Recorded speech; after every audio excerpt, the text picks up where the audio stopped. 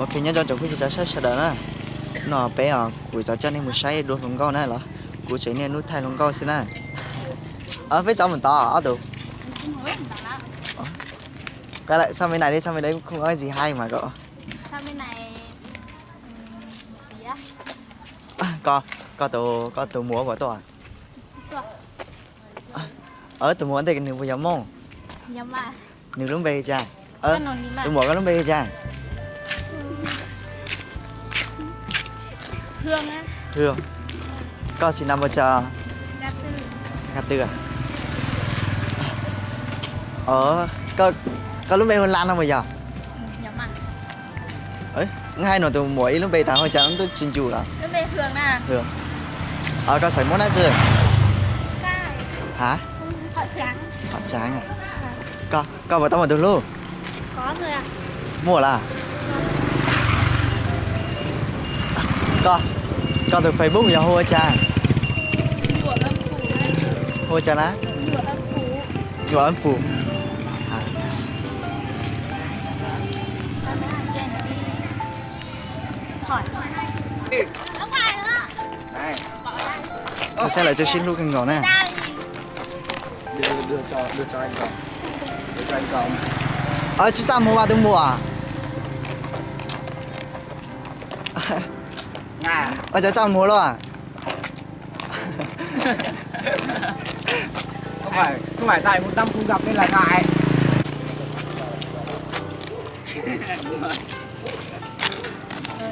cậu quay chứ Ôi đứa nào đi cùng đứa kia ấy xinh ấy em học kìa quay nó họ kìa anh giáo không biết à không biết ngay cho tên Dương này mình đang đứng ở đấy cơ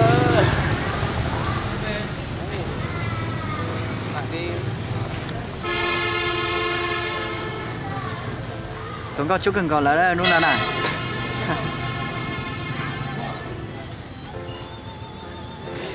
anh giáo biết em tăng không bằng đâu từ chỗ hậu bên kia à con đấy á con đấy biết mà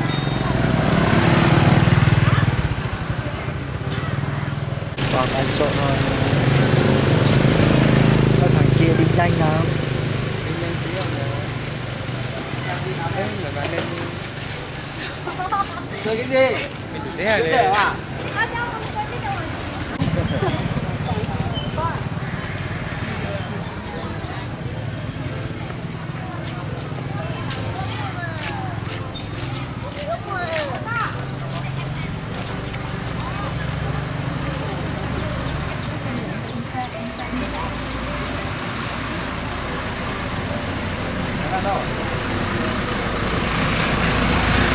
thấy mặt nói chứ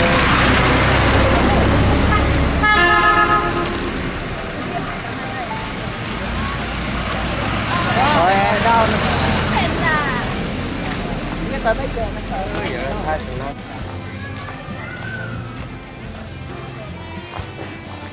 bỏ bóng đi em ấy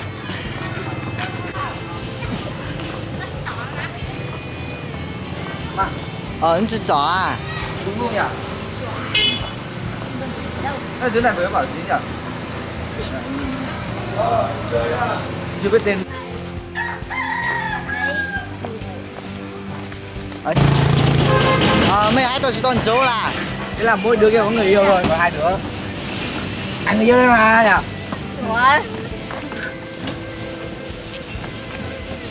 em gái ra lâu chưa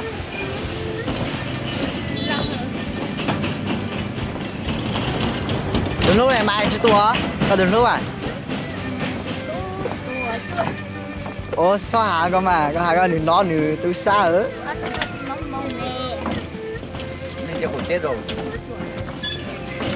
anh thấy rồi á anh thấy sắc đó mà còn mỗi một xương thôi mà anh không biết có phải nó không anh gái bảo tay ra đi nắng à nắng anh che cho Anh chụp phố nắng anh che cho che lại nhà tôi rất sống tung ngồi ngoài cái nó chị真的有個地又搬到啦問咯你知道地址呢ở đây phơi nắng có tỷ chừng nào mà có tỷ phun nào mà Không. Hay giờ mà Do.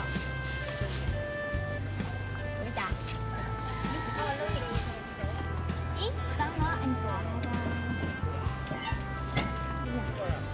hủ do à? do Thôi mà bên chính gọi là giáo này. thì nhìn nè.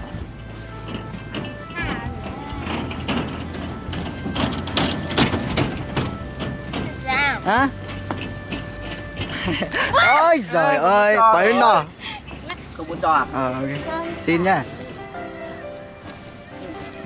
Mà cái béo luôn luôn mà đấy năm ngoái thì chợ ngày béo à, bây giờ gầy đi. Này đâu? Đứa này không, lúc đấy anh không thấy em cứ lại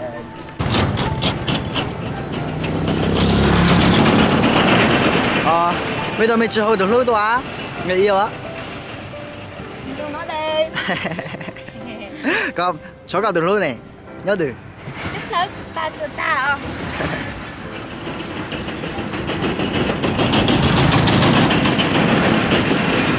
tốc độ bàn thờ à? Tốc độ bàn thờ xe máy đi chắc là toàn 70-80 ra. Tao 100 rồi. ông thấy chị nói có đúng không Cua gì hả? Mặc váy đẹp này cơ mà.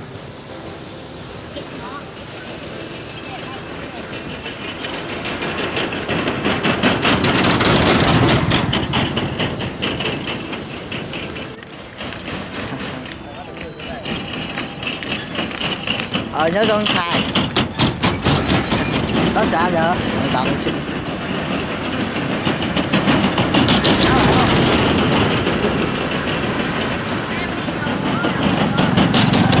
Ra cầu treo đón tao, ra cầu treo đi xe ra cầu treo đón tao. Yên, đi bộ mệt nhá, nhanh nhá, tao đợi.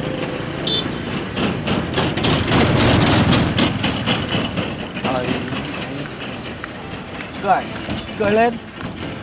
Đây, nhìn anh với cái ánh mắt đấy hả? có lúc bây giờ chạy bây giờ cái giờ xảy món gì Lì. Đường cá đầu lên. cái xảy món gì Sẽ món lì. à chứ nó một bữa chạy siêu à đi chật ơi sao đi nhanh đi Cô đó kia đấy. Nhà nó ở đấy, bố mẹ nó ở đấy. Bố mẹ Ủa em đi làm rồi. mẹ em Ủa em đám cưới. làm cưới đâu? Ngay chỗ đấy. Ngay chỗ đấy. Chỗ đấy. Chỗ cầu đấy á? Đúng chỗ đấy không? Không. Không à? Tưởng ngay chỗ đấy.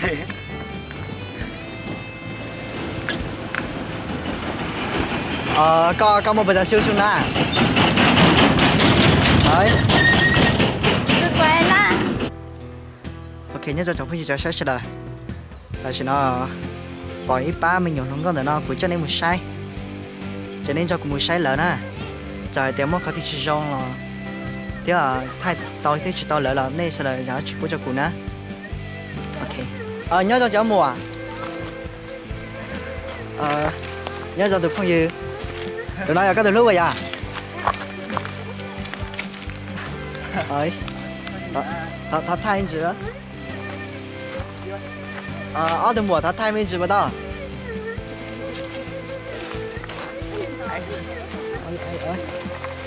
không cho rồi奥德姆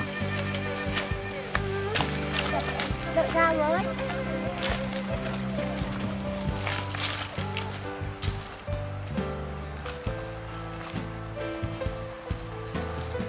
bán luôn con nó trăm cần còn là nè thay to thì cho họ thì bé mong trẻ ở nhưng mua cho cái cho trăm mua lên nào trẻ của chị thay lời nè bán là trẻ lời tôi mua tụt hú cho rong này thế